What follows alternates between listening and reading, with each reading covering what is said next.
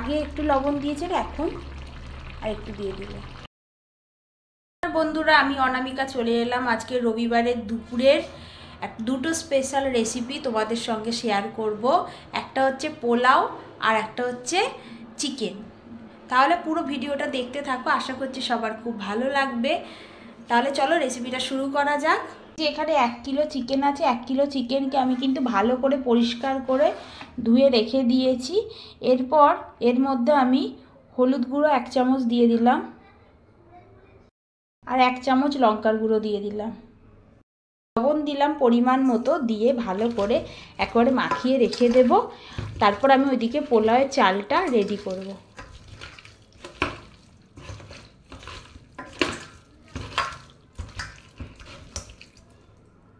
গোবিন্দভোগ চাল নিয়েছি, এই কাপের মাপ অনুযায়ী 5 কাপ গোবিন্দভোগ চাল নিয়েছি। এই কাপ মানে আগে ভালো করে ধুয়ে আর এরকমভাবে জল ঝারিয়ে একটা কাপড়ের মধ্যে মিলে রেখে দিয়েছি যাতে শুকনো হয়ে যায়। এই দেখুন চালটা একেবারে জল ঝরে শুকনো হয়ে যাচ্ছে। এরপরে আমি পোলাওটা রান্না করব। পোলাওটা হাঁড়িতে রান্না করব। এর জন্য আমি হাঁড়ি গরম করতে বসিয়ে দিয়েছিলাম।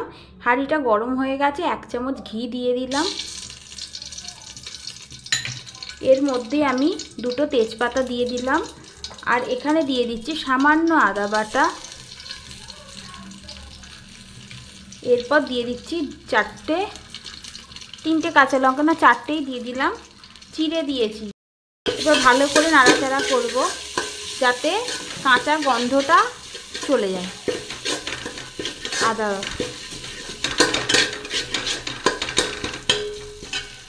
এরপর আমি চালটা দিয়ে দেবো। একেবারে শুকনো হয়ে গেছে চালটা এর মধ্যে আমি দিয়ে দিচ্ছি। দিয়ে দিয়েছি, ভালো করে নাড়বো।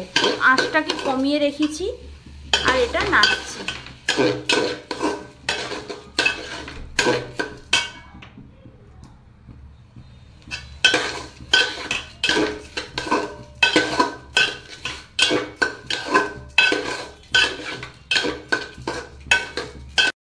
কালার ব্যবহার করব না, এখানে প্লেন হলুদ গুঁড়ো ব্যবহার করব।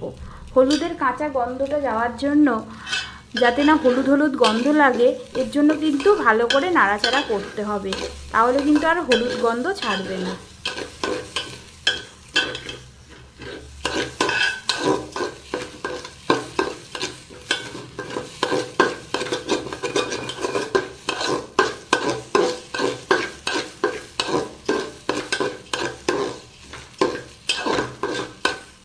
পরিমাণ মতো লবণ দিয়ে দিলাম, পরে যদি আবার লাগে তখন আবার দিতে হবে।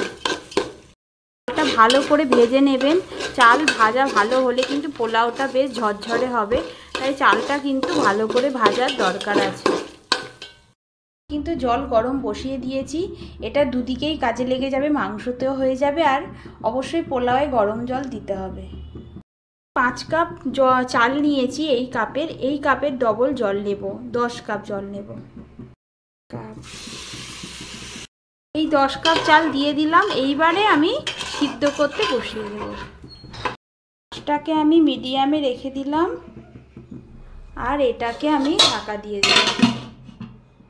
আমি কড়া বসিয়ে দিয়েছি, কড়াটা গরম হয়েই গেছে। এখানে আমি সর্ষের তেল দিয়ে দিলাম। মাংসটা রান্না করব, যতক্ষণ ভাতটা হয় ততক্ষণ আমি মাংসটা করে নিই।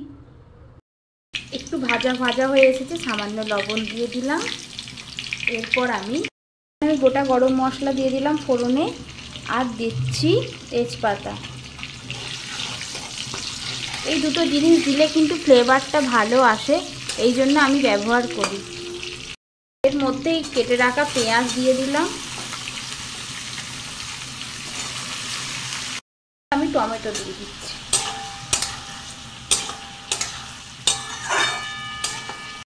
আবার ঢাকাটা খুলে দেখছি। দেখছেন বন্ধুরা, জলটা পুরো একেবারে টেনে গেছে। আর একটু ঢাকা দিয়ে রেখে দিচ্ছি, কমিয়ে দিলাম আঁচটা। এর মধ্যে আদা বাটা আর রসুন বাটা দিয়ে দিলাম। ভালো করে ভাজা ভাজা করে নেব।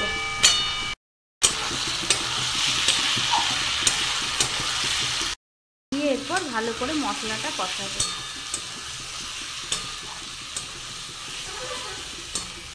1 চামচ হলুদ গুঁড়ো দিয়ে দিলাম, কাশ্মীরি লঙ্কার গুঁড়ো দিলাম, লঙ্কার গুঁড়ো দিলাম। এটা খুলে দেখি।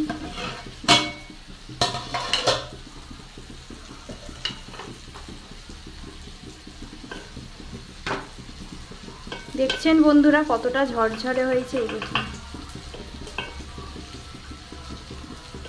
পুরো ঝরঝরে হয়েছে না, একটুও কিন্তু গলে যায়নি ভাত। ওভেনটাকে বন্ধ করে দেব। এটা ভিজিয়ে রেখেছিলাম, এই কিশমিশটা দিয়ে দিলাম।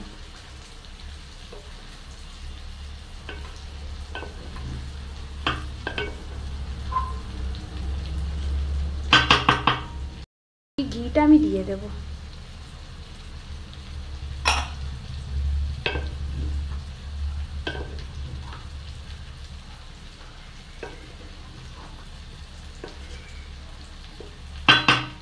মিষ্টি মিষ্টি হবে তাই এটা আমি সামান্য চিনি দিলাম।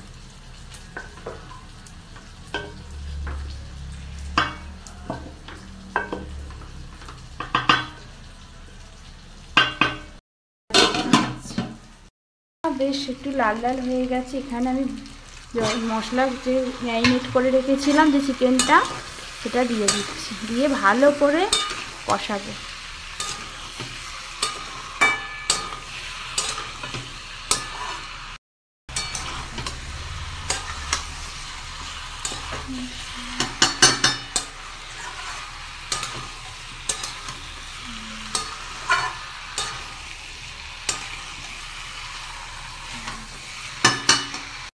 আমি এখানে গরম মশলা দিচ্ছি, আপনারা গরম মশলার পরিবর্তে জায়ফল জয়িত্রী গুঁড়ো দিতে পারেন। এখন আমার হাতের কাছে নেই তাই আমি সামান্য গরম মশলাই দিয়ে দিলাম।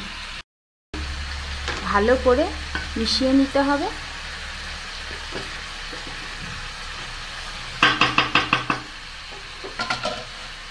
এরপর ঢাকা দিয়ে রেখে দেবো। হয়ে গেছে পোলাও রান্না। বন্ধুরা আমি বলতে ভুলে গেছি, আরেকটু লবণ কিন্তু আমি যোগ করছি। তখন একবার লবণ দিয়েছিলাম, আর একটু লবণ লাস্টের দিকে আমি বলেছিলাম অ্যাড করার কথা। এটা দিয়ে দিলেই কিন্তু পুরো পোলাওটা রান্না কমপ্লিট হয়ে যাবে।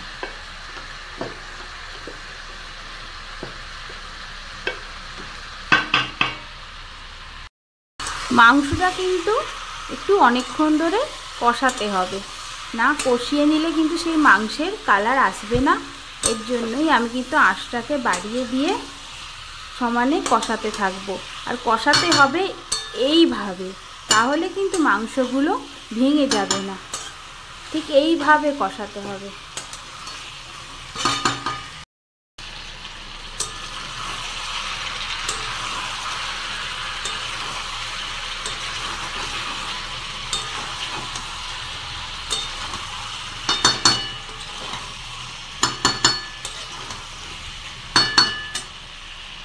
এবার আমি জলটা দিয়ে দিচ্ছি।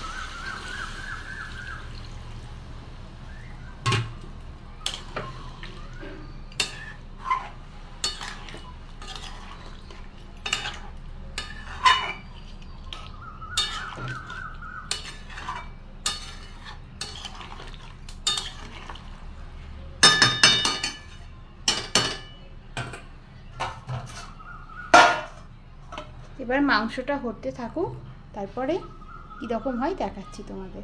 ঢাকাটা খুলে দেখি কতটা কি হয়েছে।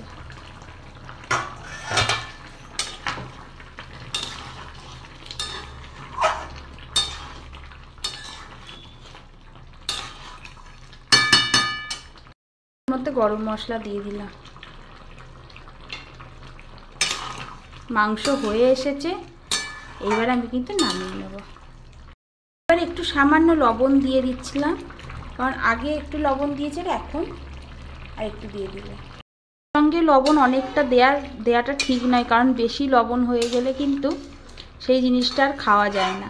সেই জন্য প্রথমে আমি প্রতিবারই কী করি, প্রতিটি রান্নার ক্ষেত্রে অল্প লবণ প্রথমে দিই, তারপরে আর একবার লবণ দিই, তাহলে রান্নাটা হয়ে যায় আমার। আমার কিন্তু খাবার আজকে রেডি হয়ে গেছে। পোলাওটা দেখে বুঝতেই পারছো যে কতটা ঝরঝরে হয়েছে, দেখে খুব সুন্দর লাগছে, আর পুরো চালটা সিদ্ধও হয়েছে। আর এখানে তার সাথেই আছে চিকেন, চিকেনের একেবারে লাল লাল ঝাল ঝাল চিকেন রেডি আছে। আর এরপরে আছে স্যালাড।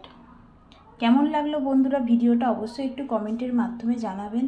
আপনাদের প্রতিটা কমেন্ট আমার কাছে খুবই গুরুত্বপূর্ণ, খুবই মূল্যবান। সবাই খুব ভালো থাকবেন, সুস্থ থাকবেন। আবার নেক্সট ভিডিওতে দেখা হবে।